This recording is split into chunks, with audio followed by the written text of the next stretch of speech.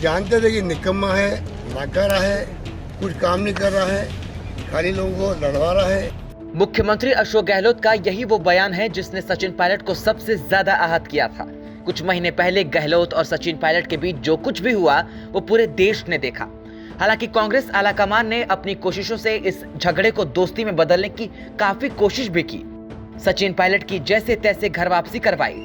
सबके सामने ये दिखाने की पुरजोर कोशिश की गई कि अब गहलोत और पायलट की दोस्ती हो चुकी है।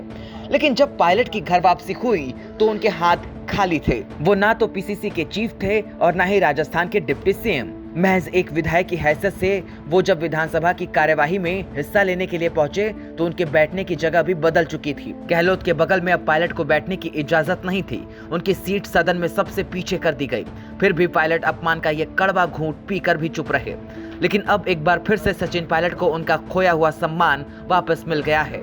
सोमवार को विधानसभा की कार्यवाही के दौरान सचिन पायलट सदन की अगली सीट पर विराजमान दिखे। उनके बगल में गहलोत के मंत्री प्रताप सिंह खाचरियावास भी बैठे थे।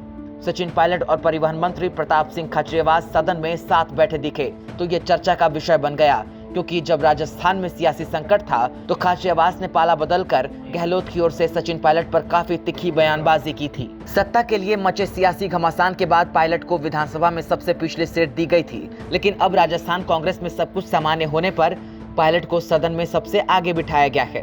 शायद सचिन पायलट की बढ़ती लोकप्रियता का अंदाजा अब कांग्रेस आलाकमान को भी हो चुका है और शायद इसीलिए मध्य प्रदेश और बिहार में पायलट को ही कांग्रेस का स्टार प्रचारक बनाया था। यानी कहीं ना कहीं पार्टी को ये महसूस हो रहा है कि पायलट के बिना राजस्थान में कांग्रेस का जहाज ज्यादा ऊंची उड़ान भरने में कामयाब नहीं हो सकता।